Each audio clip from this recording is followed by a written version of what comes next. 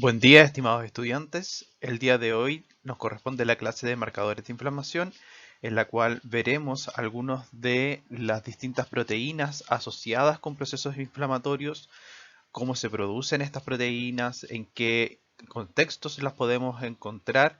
y las distintas determinaciones por las cuales podemos determinar la concentración de dichas proteínas y cuál es su utilidad clínica en el contexto de distintos procesos inflamatorios.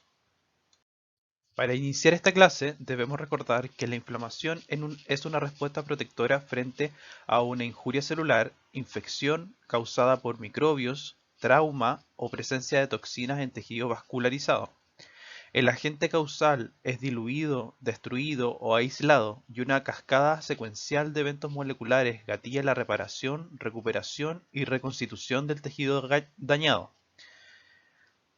Esta respuesta se caracteriza por la reacción del tejido y la microcirculación, en la que se observa eritema,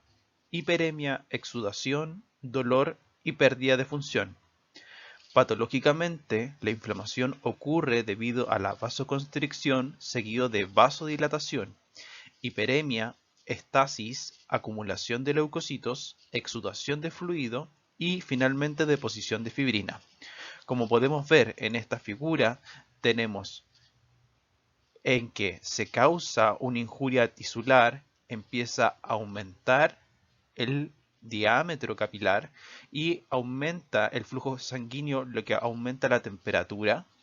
Posteriormente, esto lleva a un aumento en la permeabilidad y lleva a que haya una extravasación de fluido hacia los tejidos, lo que lleva al enrojecimiento y el edema del tejido. Adicionalmente, esto lleva a que se emitan señales de alerta hacia el sistema inmunológico que causa la atracción de distintos leucocitos y por lo tanto promueve la extravasación de los leucocitos hacia el sitio donde ocurrió la injuria, y esto también causa la sensibilidad del tejido.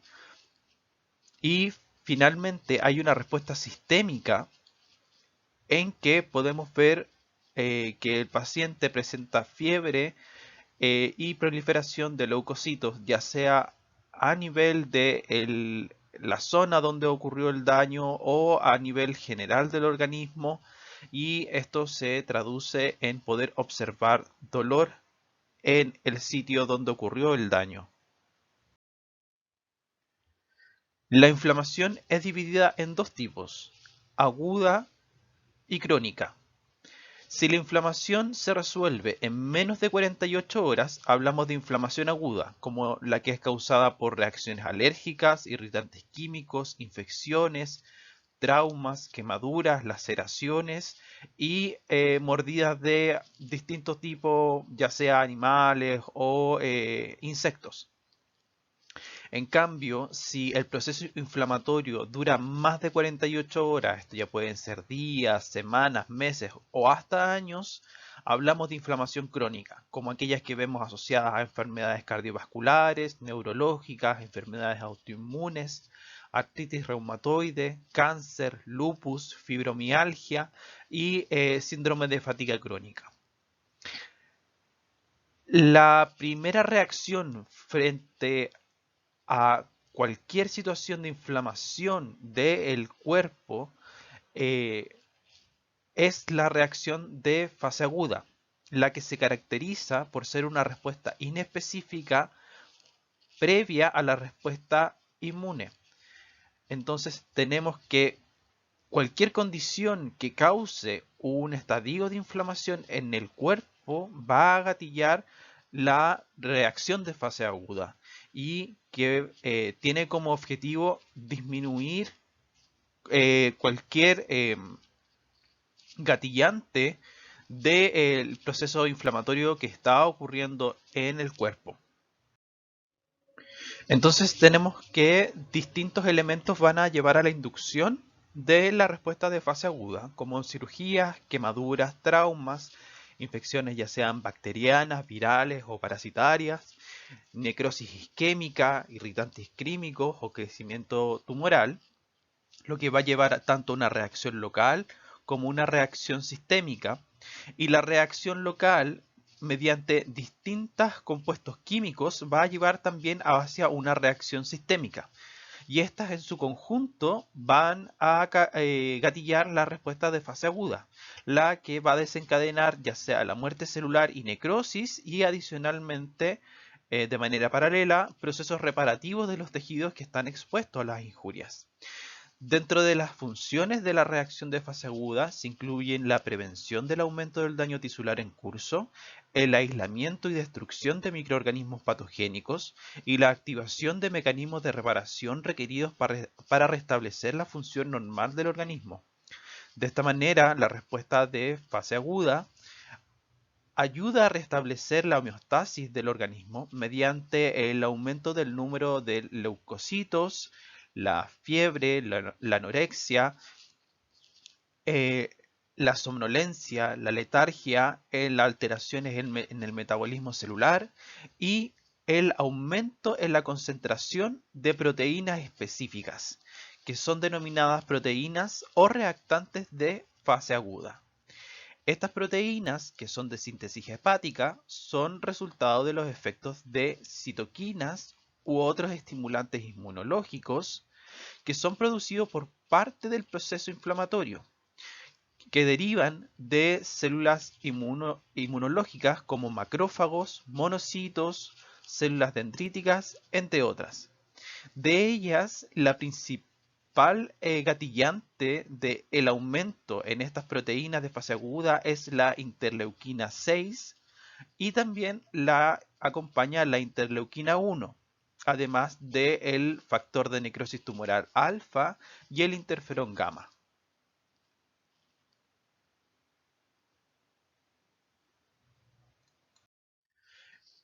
Entonces, durante injurias a tejidos, quemaduras, infecciones agudas o inflamaciones crónicas, la concentración plasmática de las proteínas de fase aguda aumenta o disminuye. Luego del establecimiento de las reacciones inflamatorias a nivel sistémico, los niveles de las proteínas de fase agudas pueden aumentar, ya sea denominándose proteínas de fase aguda positivas, o pueden disminuir su concentración, denominándose proteínas de fase aguda negativas. Para que una proteína sea definida como proteína de fase aguda, debe aumentar o disminuir su concentración plasmática en al menos un 25% en el contexto de un proceso inflamatorio, ya sea agudo o crónico. Luego del estímulo inflamatorio, el perfil de biosíntesis a nivel hepático es alterado radicalmente y se afecta la síntesis de estas proteínas a nivel de los hepatocitos, como habíamos comentado anteriormente. Se puede observar que se induce un aumento de sobre el 50% de los niveles normales de las proteínas de fase aguda positivas y su consecuente secreción, mientras podemos observar que hay una disminución cercana al 25% de la concentración de las proteínas de fase aguda negativas a nivel de concentración plasmática. Entonces, en esta tabla tenemos las distintas proteínas de fase aguda que podemos encontrar a nivel de humanos y los distintos grupos a los cuales pertenecen. Por ejemplo, podemos encontrar la proteína C reactiva, la proteína amiloide sérica A, la proteína amiloide sérica P, que corresponden a las principales proteínas de fase aguda, proteínas asociadas al sistema del complemento, proteínas asociadas al sistema de coagulación, inhibidores de proteasas, proteínas con capacidad de unir metales, distintos tipos de proteínas o proteínas que podemos encontrar en circulación como la albúmina, por ejemplo. Entonces, todas estas proteínas van a estar sujetas a variaciones en sus niveles, en su concentración plasmática, frente a condiciones de inflamación y por lo tanto pueden ser marcadores que nos sean útiles para determinar si están ocurriendo o no procesos inflamatorios. Entonces tenemos que distintos estímulos que pueden gatillar un estado de inflamación, ya sea el estrés, la inflamación misma o una injuria a nivel tisular, van a estimular a distintas células del sistema inmune, como los monocitos y macrófagos, y esto va a llevar a que estas células secreten distintos tipos de citoquinas, principalmente, como les comentaba, interleuquina 6, interleuquina 1, TNF-alfa, y estas citoquinas van a llegar a nivel hepático y van a estimular que en el hígado se produzcan estas proteínas de fase aguda. Por lo tanto, tenemos la proteína amiloide sérica, la proteína C reactiva, tenemos que cambian los niveles en el fibrinógeno, los niveles en la lectina con capacidad de unirse a manosa, y en su conjunto estas proteínas van a dar paso a lo que es la respuesta de fase aguda. Y en esta respuesta de fase aguda vamos a poder ver que hay inactivación de enzimas proteolíticas, hay principalmente la prevención de que los agentes infecciosos que estén en circulación o que estén en el tejido no se distribuyan y no proliferen en el tejido y no haya una infección a nivel sistémico, y adicionalmente se inician los procesos de reparación en el organismo y consecuentemente disminuyan los procesos inflamatorios. En este gráfico ustedes pueden ver cuál es la cinética que tienen estas distintas proteínas de fase aguda.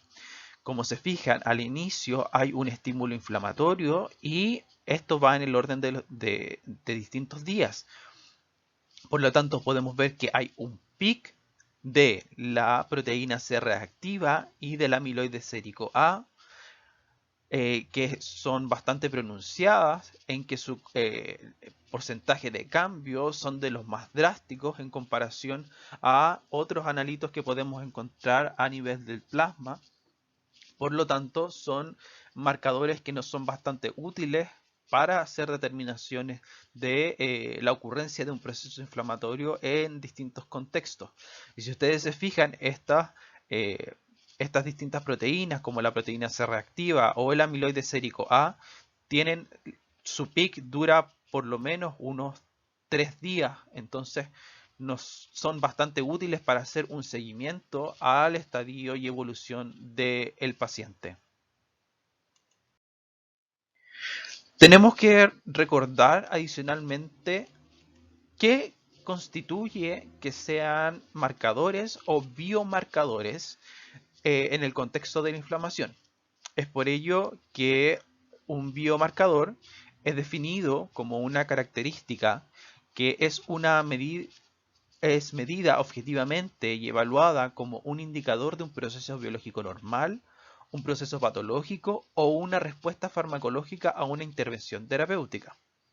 En este caso y en este contexto de esta clase estamos viendo aquellas principalmente asociadas a procesos patológicos debido a que está ocurriendo un proceso inflamatorio. Los biomarcadores pueden ser utilizados como herramientas diagnósticas, herramientas para estratificar una enfermedad,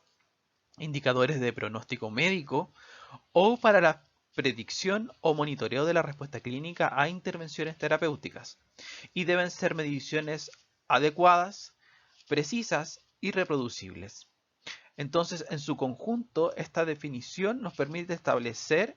qué vendría siendo un biomarcador, y con ello podríamos determinar cuáles analitos nos servirían en el contexto de la inflamación para realizar sus determinaciones y qué utilidad clínica nos podrían otorgar en el contexto de procesos inflamatorios.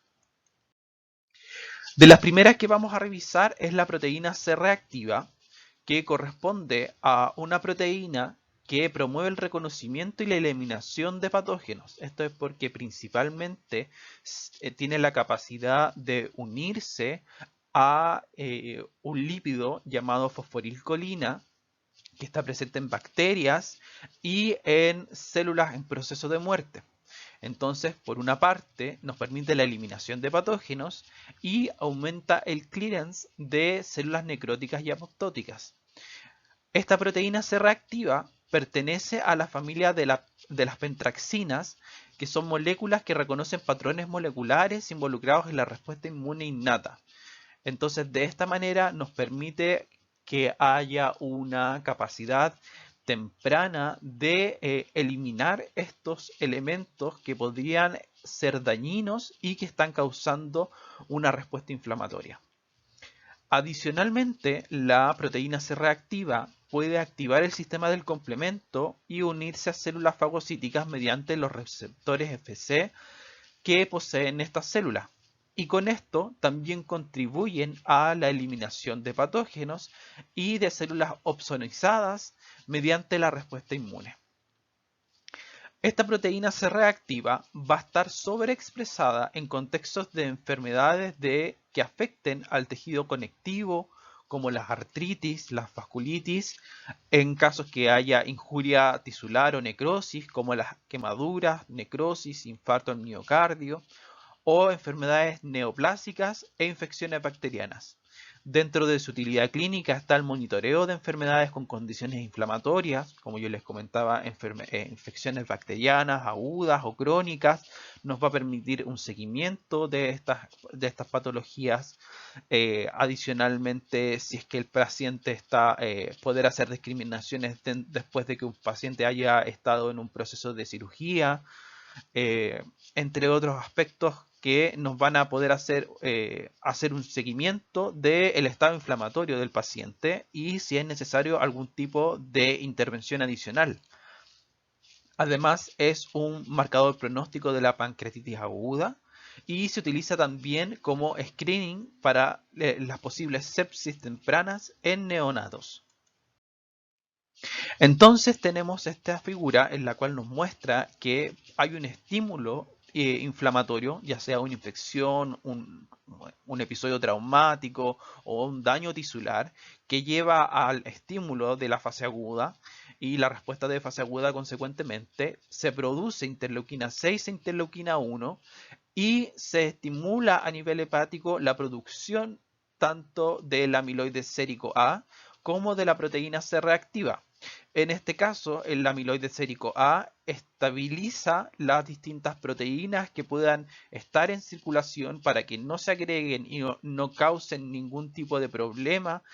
a nivel circulatorio, mientras que la proteína C reactiva va a ir por dos vías en que va a favorecer la fagocitosis bacteriana mediante la activación del complemento y mediante su unión con los receptores Fc presentes en células con capacidad fagocítica. Y por otro lado, cuando tenemos células que están en proceso de muerte, ya sea por necrosis o apoptosis,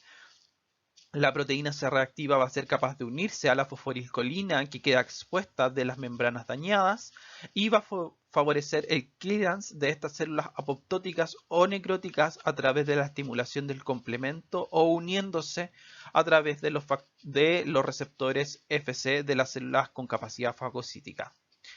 De esta manera, también adicionalmente pueden ayudar a eliminar los restos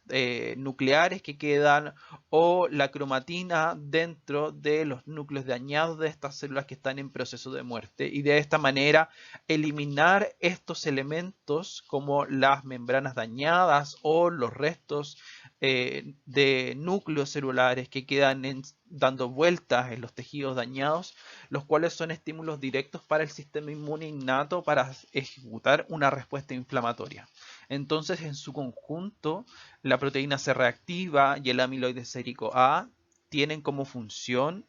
principalmente disminuir los procesos inflamatorios.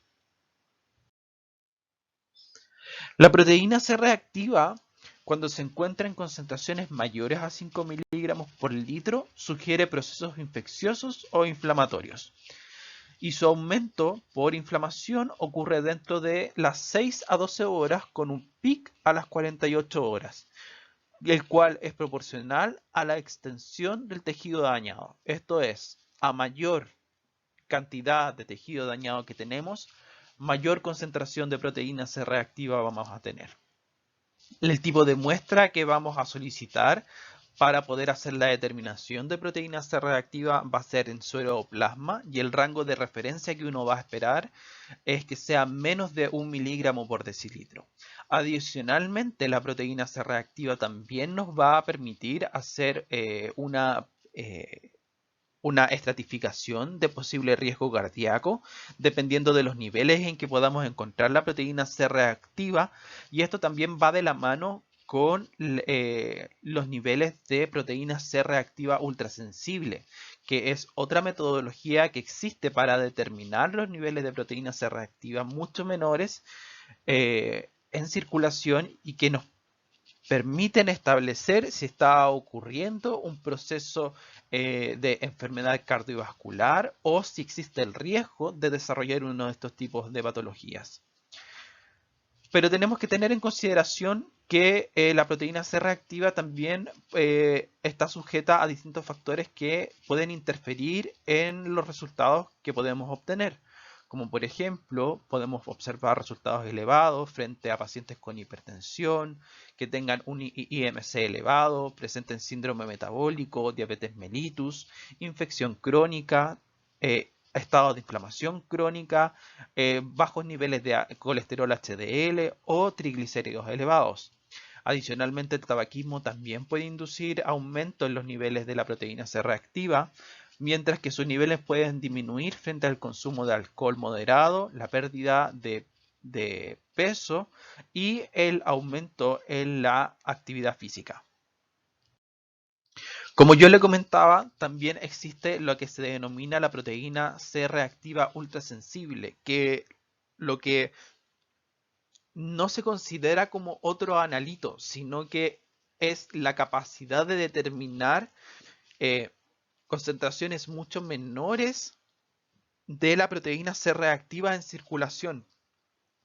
Y particularmente es útil esta determinación en enfermedades de carácter cardiovascular. A nivel práctico clínico se utiliza para hacer la discriminación en principalmente en infartos, personas que pueden estar sufriendo infartos al miocardio, infartos al corazón. Entonces tiene bastante utilidad a nivel de enfermedades cardiovasculares. Y de hecho se ha visto que la determinación de la proteína C reactiva ultrasensible es un predictor de infarto al miocardio y también de enfermedades vasculares periféricas y de muerte cardíaca repentina en individuos sin historial de enfermedades cardíacas. Esto es porque la asociación entre los niveles de la proteína C reactiva ultrasensible y las enfermedades cardiovasculares está dado por la inflamación crónica que ocurre en la aterogénesis, que está gatillando la base de las enfermedades cardiovasculares.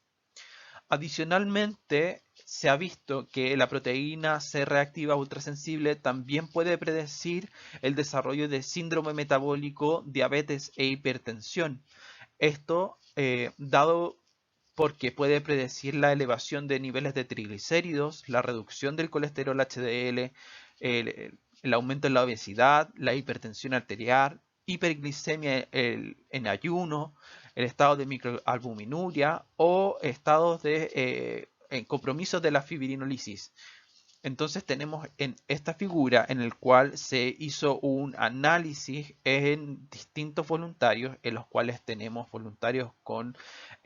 alto nivel de proteína C reactiva y alto nivel de colesterol LDL, alto nivel de proteína C reactiva, bajo nivel de LDL, bajo nivel de proteína C reactiva y alto nivel de LDL, y bajo nivel de proteína C reactiva y bajo nivel de LDL. Y si ustedes se fijan y recuerdan de sus clases anteriores, los niveles de la colesterol LDL están asociados con enfermedades cardiovasculares, y a ellos les hicieron un seguimiento a lo largo de los años, y en el eje Y podemos ver la probabilidad de la sobrevida frente a un evento de carácter cardiovascular. Entonces, las personas que tienen elevado tanto la proteína C reactiva como la LDL a lo largo de los años tienen mayor probabilidad de fallecer por causas cardiovasculares, mientras que aquellas que presentan bajos niveles de proteína C reactiva y de LDL prácticamente no presentan variaciones en los niveles en los niveles de sobrevida frente a un evento cardiovascular. Entonces, de esta manera se ha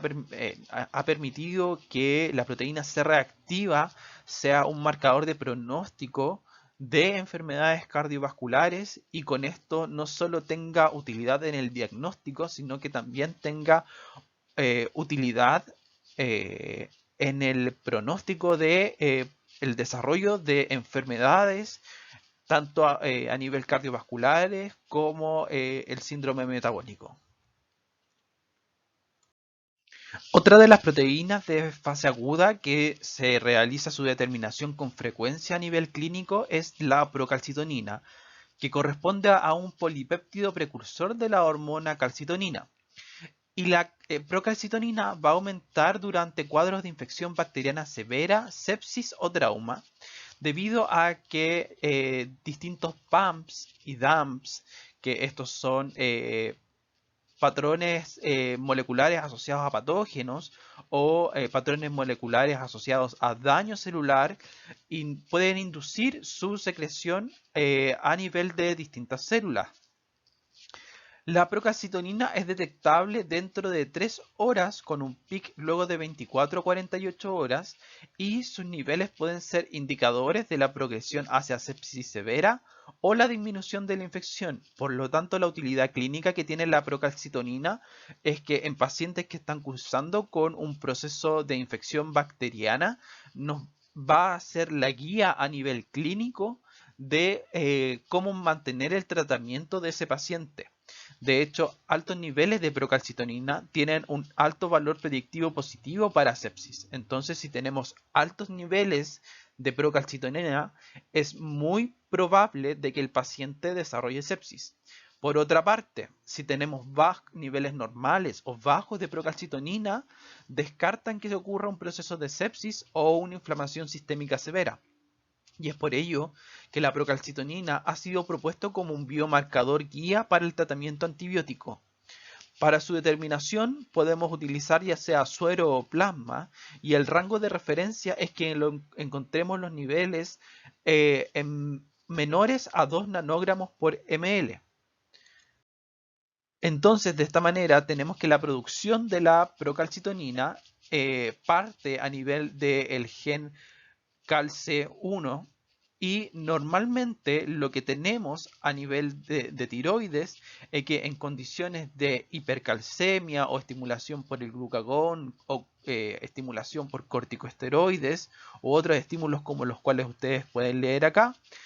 tenemos que a partir del RNA codificante de la calcitonina tenemos la procalcitonina y posteriormente el procesamiento hacia calcitonina y consecuentemente su liberación hacia el torrente sanguíneo. Sin embargo, cuando tenemos presencia o exposición a lipopolisacáridos, los cuales son componentes derivados de bacterias o toxinas bacterianas, mediadores inflamatorios como interleuquina 6, factor de necrosis tumoral alfa, los cuales ya hemos visto que están ocurriendo y se están expresando en contextos inflamatorios, a nivel de hígado, leucocitos y riñón, vaso, adipocitos y páncreas, vamos a tener que el RNA codificante de la calcitonina va a pasar hacia procalcitonina y no va a ocurrir un procesamiento, sino que va a salir directamente la procalcitonina. Entonces, esto lleva a que sea un marcador directo de los procesos infecciosos que están ocurriendo en el organismo y por lo tanto por eso lo hacen sustentable como un marcador de los procesos inflamatorios asociados a infecciones orgánicas que están sucediendo en el paciente. De hecho, se ha propuesto estos distintos esquemas en que a nivel de pacientes con sepsis, la procalcitonina serviría como guía para la terapia antibiótica, en los cuales se propone realizar las pruebas de procalcitonina y dependiendo de cómo hayan variado los niveles de procalcitonina, es si se continúa con el tratamiento antibiótico, esto para obviamente disminuir la sepsis y detenerla, o detener el tratamiento antibiótico, esto en el contexto de la posibilidad de que se desarrolle una resistencia bacteriana contra los antibióticos. Entonces, esto ya ha sido establecido en algunos centros clínicos y de hecho se han desarrollado kits para la determinación rápida de la procalcitonina, como ustedes pueden ver acá. Esto es uno de los kits de uno de los proveedores que es Biomerieux, que es líder a nivel de microbiología y que permite hacer la determinación de la procalcitonina y que, como pueden ustedes ver en esta diapositiva, dice que ha sido demostrada para ayudar a evaluar la gravedad y el pronóstico de una infección y apoyar el diagnóstico precoz de la sepsis. Y esto también podemos encontrarlos establecidos en los laboratorios de química clínica. Adicionalmente, también podemos hacer la determinación de las mismas citoquinas que causan la reacción de fase aguda, como la principal de ellas, que es la interleuquina 6, que corresponde a un polipéptido de 184 aminoácidos con propiedades tanto pro como antiinflamatorias, siendo un mediador en las reacciones de fase aguda, procesos inflamatorios crónicos como la artritis y la enfermedad intestinal crónica, y en procesos regenerativos como la estimulación de la reparación de los tejidos y la cicatrización. La interleuquina 6, su secreción es inducida por otras citoquinas como el factor de necrosis tumoral alfa y la interleuquina 1 beta. En el contexto de infecciones es producido principalmente por células inmunes como los macrófagos y los monocitos, y sus niveles en suero en estos contextos pueden aumentar hasta 1000 veces. También se ha descrito que la interleuquina 6 tiene utilidad clínica como un biomarcador para discriminar a pacientes con procesos infecciosos. Si ustedes recuerdan de los artículos que han leído durante este curso, la interleuquina 6 también ha sido útil en la determinación del estadio y en la estratificación de los pacientes con enfermedad de COVID-19. Debido a el carácter que tiene en el desarrollo de la reacción de fase aguda. Adicionalmente, la interleuquina 6 también permite discriminar a pacientes con condiciones no infecciosas de acuerdo a los niveles que ellos vayan presentando. Y principalmente las determinaciones que se pueden hacer de la interleuquina 6 se hacen a través de inmunoensayos, como son los ensayos de tipo ELISA. Esto también aplica para otras citoquinas como la interleuquina 1 beta y el factor de necrosis tumoral alfa. Entonces, mediante esta técnica podemos cuantificar los niveles de interleuquina 6 y también sirven de guía para establecer los niveles de inflamación que están ocurriendo en el paciente. Otra de las proteínas de fase aguda es la aptoglobina, que corresponde a una glicoproteína de síntesis hepática con alta capacidad de unir a la hemoglobina libre en circulación. La aptoglobina sérica es de utilidad para detectar la hemólisis intravascular, porque cuando ocurre la hemólisis se libera la hemoglobina y esta hemoglobina puede ser tóxica a nivel de la circulación. Se forman dímeros de hemoglobina y la aptoglobina tiene la capacidad de unirse a estos dímeros de hemoglobina y con esto favorece el clearance de estos dímeros de hemoglobina. De esta manera se forman complejos de aptoglobina y hemoglobina, lo que permite que estos nuevos complejos sean catabolizados rápidamente y se puedan ser sacados de circulación a través de distintas células con capacidad de endocitar estos nuevos complejos que se han formado. Entonces, Los niveles de aptoglobina van a disminuir cuando tenemos condiciones de anemias hemolíticas o en condiciones que hay hemólisis intravasculares que están ocurriendo en el paciente. Y de esta manera, como se muestra en esta figura, se endocitan los complejos y posteriormente se procede al ciclo de metabolismo de la hemoglobina, que finalmente termina en la producción de bilirrubina.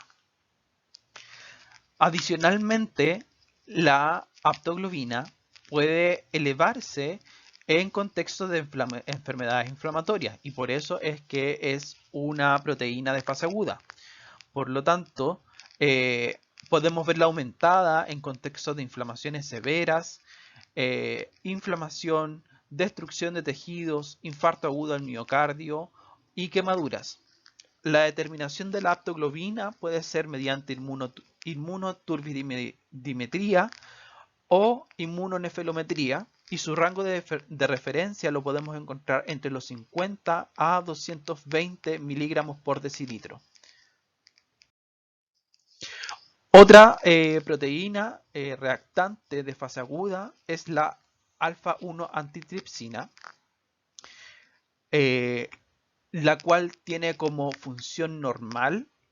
la protección de los pulmones contra la elastasa derivada de los neutrófilos. Esto recordemos que los pulmones están expuestos a distintos microorganismos y los neutrófilos producen esta elastasa para poder destruir a las bacterias que potencialmente puedan generar algún daño. Entonces esta antitripsina neutraliza la elastasa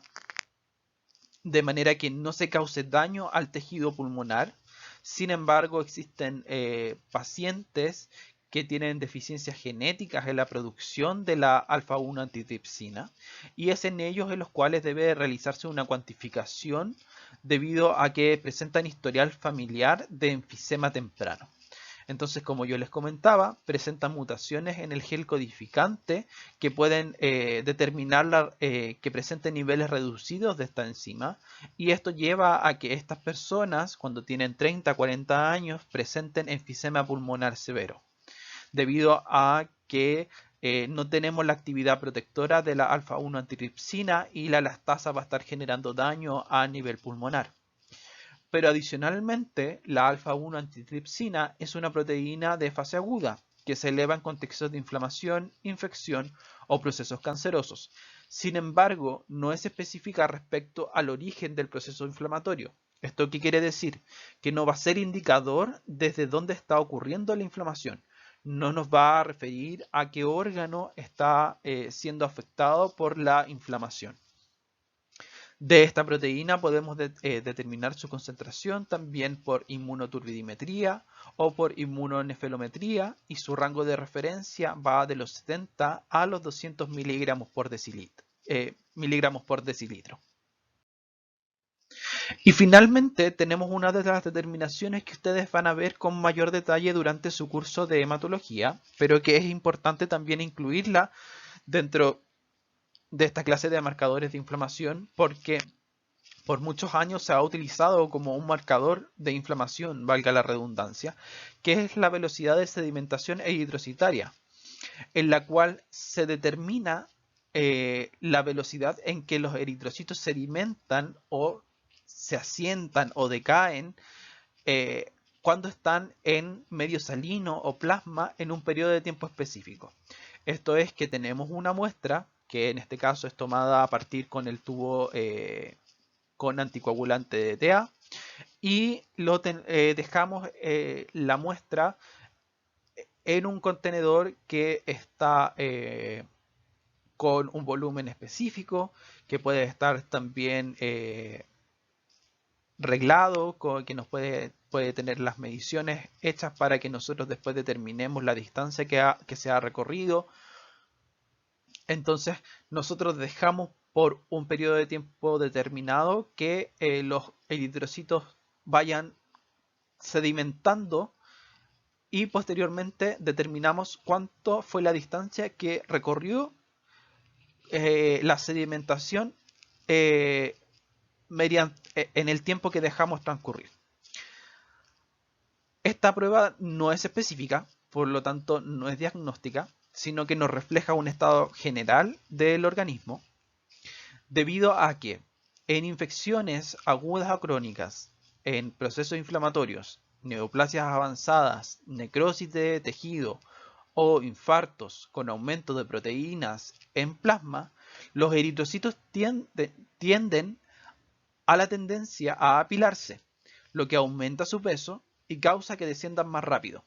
Esto es que si ustedes piensan que los eritrocitos pueden estar de manera individual inicialmente, en condiciones normales,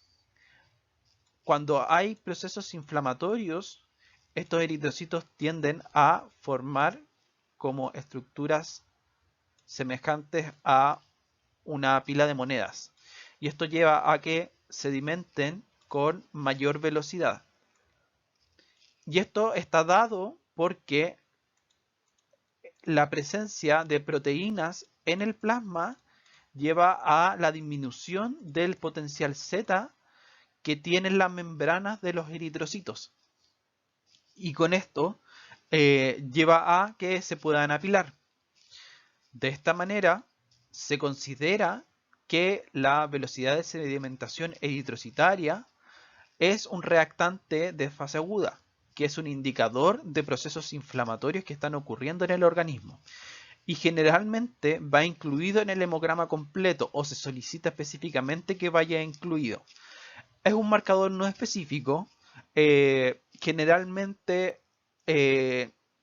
no tiene tanta aplicación diagnóstica, excepto, por ejemplo, en contextos de enfermedades con neoplasias como mieloma múltiple, en los cuales se va a estar produciendo grandes cantidades de inmunoglobulinas,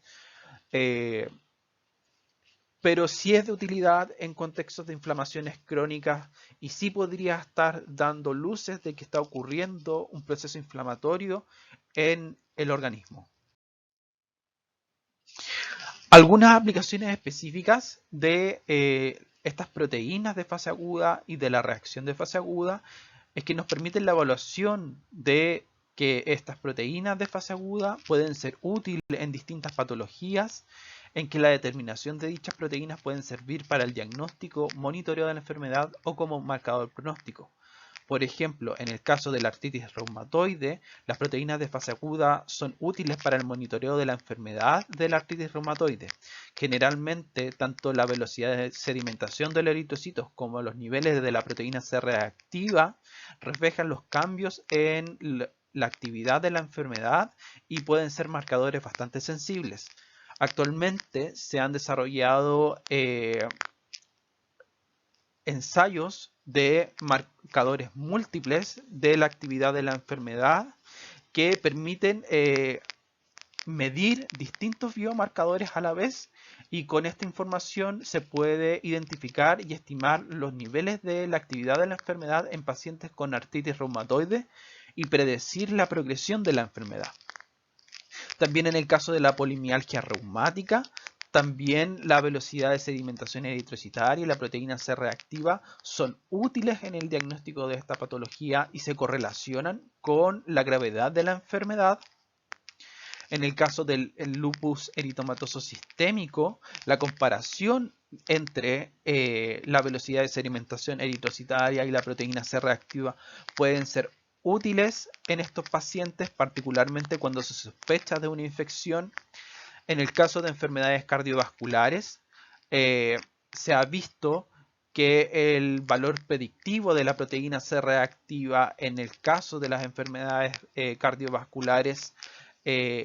podría ser útil para predecir el desarrollo de este tipo de enfermedades, y también podría ser útil en el screening del riesgo a desarrollar uno de estos tipos de patologías.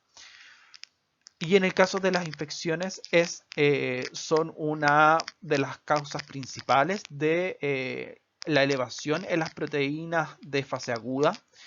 Mediciones seriadas pueden ser útiles para evaluar la respuesta a infecciones crónicas respecto al tratamiento o la terapia que esté recibiendo el paciente. Como un ejemplo, una disminución en la velocidad de sedimentación eritrocitaria o en los niveles de la proteína C reactiva. En el caso de la osteomielitis reflejan un tratamiento efectivo. Y en el caso de los procesos cancerosos, la medición de las proteínas de fase aguda puede ser útil en el pronóstico de algunos pacientes,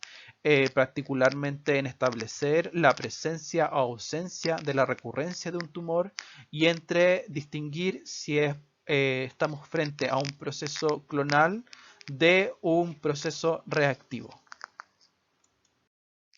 Muy bien, estudiantes, entonces en esta clase revisamos las bases de la inflamación, revisamos que en el contexto de la inflamación se gatilla una respuesta de fase aguda, cuáles son los causantes de esta fase aguda y que en esta respuesta de fase aguda hay un aumento o disminución considerable de proteínas que responden a esta inflamación, las cuales principalmente vimos que era la proteína C reactiva, la procalcitonina, la interleuquina 6, la aptoglobina, la alfa-1 antitripsina y la velocidad de sedimentación. En su conjunto, estas proteínas y estos marcadores nos permiten establecer los estados de inflamación del paciente que están sufriendo y nos permiten adicionalmente discriminar si es que está ocurriendo un proceso infeccioso, si es que el paciente necesita continuar un mayor seguimiento después de una cirugía, si es que la terapia con antibióticos está funcionando o no. Y de esta manera sirven para que sean una guía en el tratamiento clínico en particular y también que nos sean útiles para poder hacer un diagnóstico claro del proceso que pueda estar sufriendo el paciente. Espero que esta clase les haya sido útil y si tienen cualquier duda, quedo atento a ella para que sea escrita a través del foro de cursos. Muchas gracias.